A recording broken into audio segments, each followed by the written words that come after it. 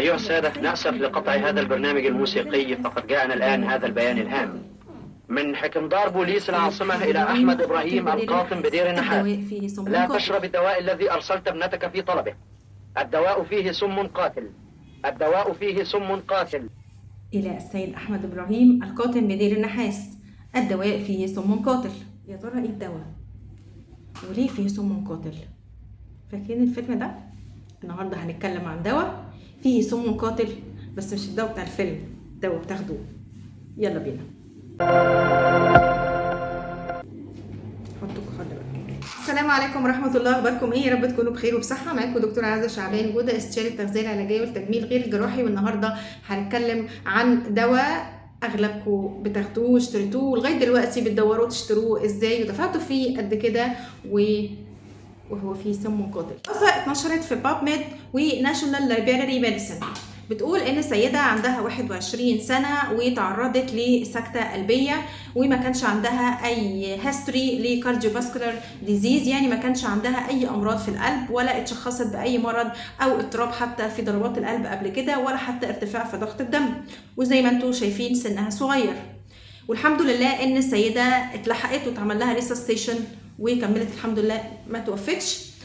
ولكن لما اتاخد التاريخ المرضي للسيدة طلع ان السيدة كانت بتاخد دواء للأوبيزيتي، دواء لعلاج السمنة، جابته من تايلاند، والدواء ده هو اللي رفع عندها ضغط الدم بشكل كبير، ادى الى اضطراب في ضربات القلب وتوقف عضلة القلب. للأسف الدواء ده معروف ولغاية دلوقتي موجود في بعض الصيدليات، بيتباع على مواقع التواصل الاجتماعي، بيتباع على النت بشكل كبير، ويتباع كمان في التلفزيون. الدواء ده كان مرخص وكان واخد FDA approval من سنة 1997 لغاية 2010. في 2010 تم سحب الدواء من أغلب صيدليات العالم كله، كندا وأمريكا، وهنا طبعا في مصر كان موجود وكان رخيص على فكرة، واتسحب في 2010. ليه؟ الحاجات اللي هنقولها اللي بيعملها الدواء. لعلاج السمنة بيأثر على نزول الوزن وبيعمل فعلا نزول في الوزن تقريبا حوالي 5-10%، ولكن إلى جانب ده بيؤدي إلى بعض الأعراض الجانبية، بعضها بسيط وبعضها خطير. الأعراض البسيطة منه إنه ممكن يعمل قيء أو ميل للقيء، إنه ممكن يعمل ألم في المعدة، إنه ممكن يعمل إمساك، إنه ممكن يعمل اضطراب في النوم، إنه ممكن يعمل كمان ألم في الحيض شديد أو يزود آلام الحيض، أو إنه يعمل اضطراب في الحيض أو يعمل ألم في العضلات وألم في العظم. يأثر كمان على طعم الأكل في بقك، يعني الطعم بتاع الأكل بيتغير بالظبط كده لما بيجيلك دور كورونا فتحس إن طعم الأكل كله ممرر. كمان بيعمل جفاف في الفم وجفاف في الحلق. دي الأعراض البسيطة. الأعراض الجانبية الخطيرة أو مضاعفات الدواء إنه ممكن يزود الأرق، مش عارفة أنام لمدة 2 و3، إنه بيزود القلق والتوتر خاصة للناس اللي هم أصلا عندهم anxiety disorder أو بيعانوا من الاضطرابات وبيعانوا من القلق والتوتر أصلا. بيزود الاكتئاب خاصة للناس اللي already عندها اكتئاب مزمن. بيزود الأعراض النفسية للناس اللي بتعاني من أمراض نفسية زي البايبولر وزي الناس اللي عندها مانيا، وعشان كده هو ممنوع كان استخدامه للناس اللي بتتعالج من اكتئاب أو من الناس اللي عندها مانيا أو بايبولر أو بتاخد أدوية تانية للاكتئاب. ممنوع تماما إن هم كانوا يستخدموا الدواء ده. من ضمن الأعراض الجانبية بتاعته الخطيرة إنه ممكن يعمل الجلوكوما، وهي ارتفاع ضغط العين أو اللي بنقول عليها بالبلدي المية الزرقاء. ممكن يؤدي إلى ارتفاع شديد في ضغط الدم، قد يؤدي إلى الستروك أو السكتة الدماغية. ممكن يزود ضربات القلب بشكل ملحوظ، وكمان يعمل اضطراب في ضربات القلب، الأريزميا، يعني مش بس زيادة في الضربات ولكن عدم انتظام ضربات القلب. واللي ده اللي حصل مع السيدة اللي أنا بدأت بيها الفيديو.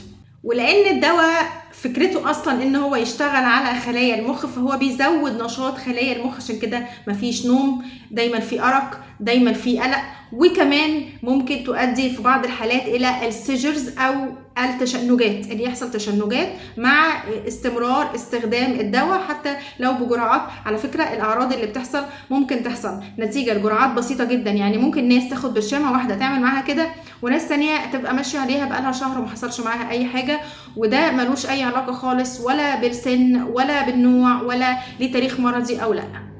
زي ما انتم ملاحظين من اول الفيديو، السيده كان عمرها 21 سنه وما كانش عندها اي تاريخ مرضي في القلب ولا كان عندها حتى ارتفاع في الكوليسترول، ولكن الدواء ادى الى حدوث سكته في القلب او توقف عضله القلب. ايه بقى هو الدواء ده؟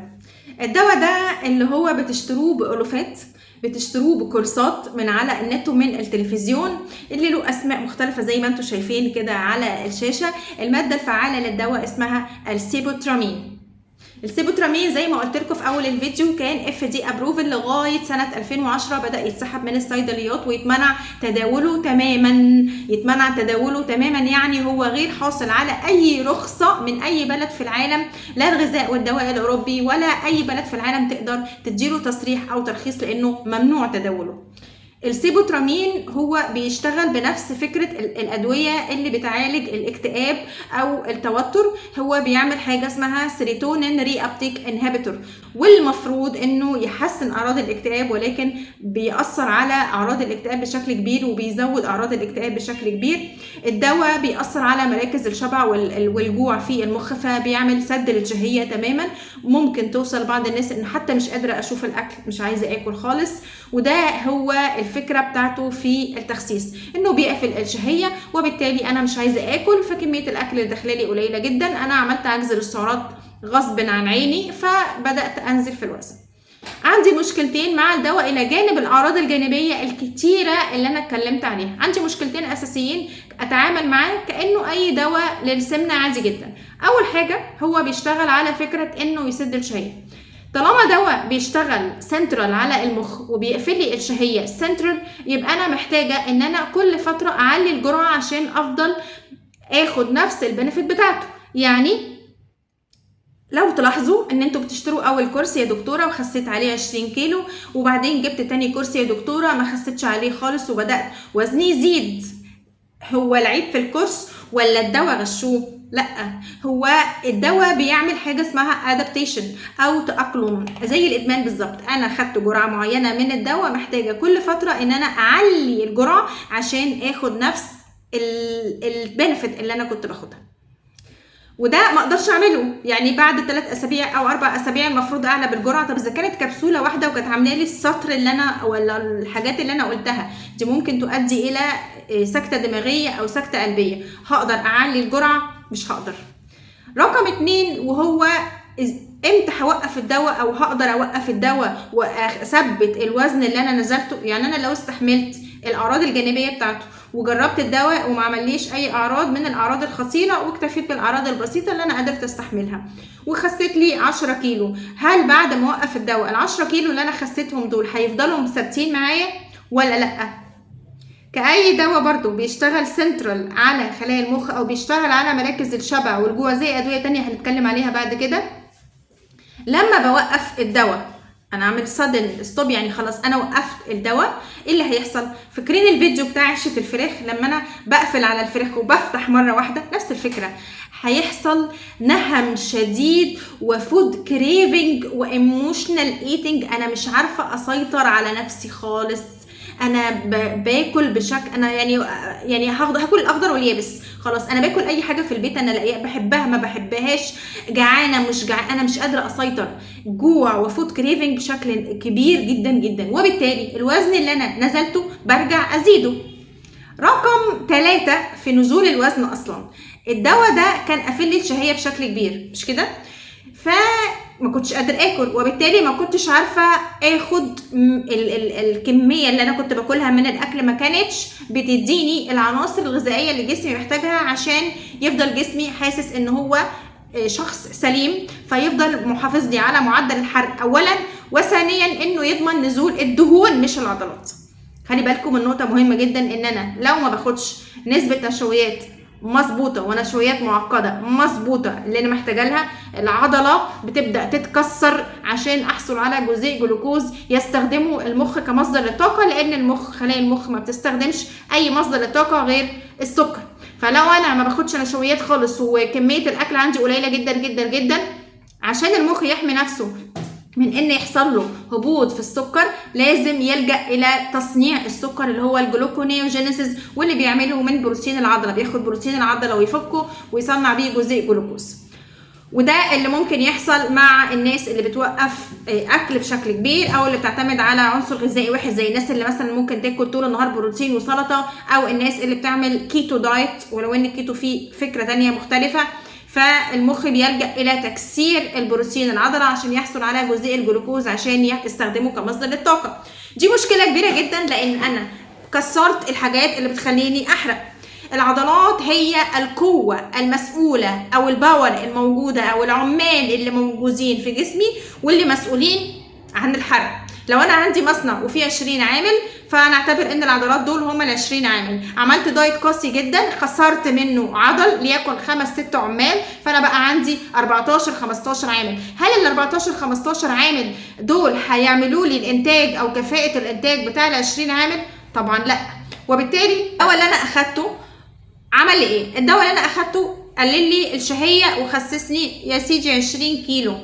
ال 20 كيلو دول اول حاجة اغلبهم عضل مش دهون، ولو انت كنت ظابط نظامك وبتاخد احتياجاتك الغذائية غصب عنك، فاول ما هتوقف الدواء برضو هيبدأ وزنك يزيد. يبقى وزنك اول ما هتوقف الدواء وزنك هيبدأ يزيد عشان حاجتين. اول حاجة عشان انت سحبت الدواء كان بيشتغل سنترال على خلايا المخ وانت سحبته، فحصل لك فود كريفنج شديد.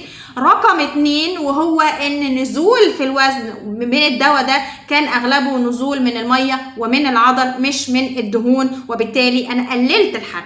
يعني انا لعبت في الشهية بتاعتي وفي الحاجات الاساسيه اللي هي يعني المحابس اللي فوق بتاعتي السنترال العموميه اللي هي مراكز الشبع والمخ اللي في مراكز الشبع والجوع اللي في المخ. وكمان قللت القوه العضليه اللي عندي اللي بتشتغل على الحرق بشكل اساسي. استفدت ايه؟ نزول ال10 ولا ال20 كيلو دول ما عملوليش اي استفاده، غير ان انا عندي اضطرابات في الحيض، غير ان انا بعض الرجال على فكره من الحاجات اللي انا نسيت اقولها ان الدواء ده ممكن يقلل الخصوبة، يقلل الجودة بتاعة الحيوانات المنوية اللي موجود للراجل أثناء ما بياخد الدواء ده. فالدواء بيأثر على الرجالة والستات بشكل كبير جدا. أنا إيه الاستفادة اللي استفدتها من الدواء؟ ولا حاجة. أنا خسرت عضلة، خسرت صحتي، وحصلت لي اعراض جانبيه انا مش قادره دلوقتي اغيرها. كميه مخي اتاثرت بشكل كبير. الاكتئاب اللي زاد عندي انا وقفت الدواء، ولكن اعراض الاكتئاب والانكزايتي التوتر والعصبيه وقله النوم لغايه دلوقتي لسه ما اتصلحتش، وهتاخد وقت لغايه لما تتصلح. كبسوله واحده من الدواء يا جماعه للناس اللي بتقول انا ممكن اخده لفتره بسيطه انزل بيه وزن واعرف بعد كده اتحكم في نفسي واخد حاجات عشان تقفلي الشهيه طبيعيه مثلا يا دكتوره فاستفيد. كبسوله واحده لبعض الناس خدتها دخلتها المستشفى عنايه مركزه من كبسوله واحده، وفي ناس اخدت كورسات كتيره وما حصلهاش حاجه. انا شرفني انا في مين؟ انا شرفني انا فين؟ ما تقوليليش طيب انا هاخد انا سني صغير، لان انا جبت لك دراسه معموله ومنشوره في مجله علميه معروفه لسيده عندها 21 سنه، مش ست كبيره وما عندهاش اي تاريخ مرضي لامراض قلب. انا في الاخر يا جماعه انا بخس عشان ايه؟ بخس عشان صحتي تبقى كويسه، مش بخس عشان يحصل لي سكته دماغيه ولا يحصل لي ميه زرقاء، ولا حتى بخس عشان يجي لي اضطراب في المعده واضطراب قلق والام وقت الحيض. حتى الاعراض الجانبيه دي المفروض تتصلح لما اخس. وفي النهايه عايزه اقول لكم خبر لذيذ جدا، وهو ان اصلا حتى النتيجه لفكره الاستيراد واللي بيحصل دلوقتي، حتى الدواء كدواء نفسه ماده فعاله موجوده من دوله بتصنعها زي تايلاند او ماليزيا مش مضمونه، وان اغلب الادويه اللي انتم بتلاقوها سواء في الصيدليات او على النت دي متعبيه تحت السلم، مجهوله المصدر، وطبعا مش معروف حتى الماده الفعاله اللي جوه ايه، هل هي سيبوترامين ولا هي سيبوترامين وحاجه تانية، الله اعلم. انت مش بتغامر غير بصحتك، مش بتغامر باي حاجه تانية. مش مهم الفلوس، يعني حتى لو هو دواء غالي مش القصه مش قصه فلوس، القصه في قصه صحه، ومش هتستفيد اي حاجه خالص. عرفتوا بقى ليه يا استاذ احمد او يا استاذه الدواء فيه سم قاتل؟ اتمنى الفيديو يكون اعجبكم وما تكونش زعلتوا من الفيديو. بعض الناس هتبقى متضايقه من الفيديو عشان كان عندها امل قوي ان الدواء ده يخسسها ويديها النتيجه يا ست الكل او يا استاذ احمد ابراهيم القاطب بدير النحاس، النتيجه هتاخدها لما تلتزم بلايف ستايل صحي وتقلل الاكل بتاعك شويه ونعتمد على رياضه. ممكن ناخد ادويه مصرحه مرخصه من وزاره الصحه، معروف الماده الفعاله، عارف ان اللي موجود على العلبه من بره هو اللي موجود جوه الكبسوله اللي انا باخدها. اتمنى لكم حياه صحيه دايما، ما تنسوش ان صحتكم دايما بامان. مع الدكتوره عزه شعبان، استنوا حلقه جديده هنتكلم على دواء جديد في الدواء فيه سم قاتل. باي باي.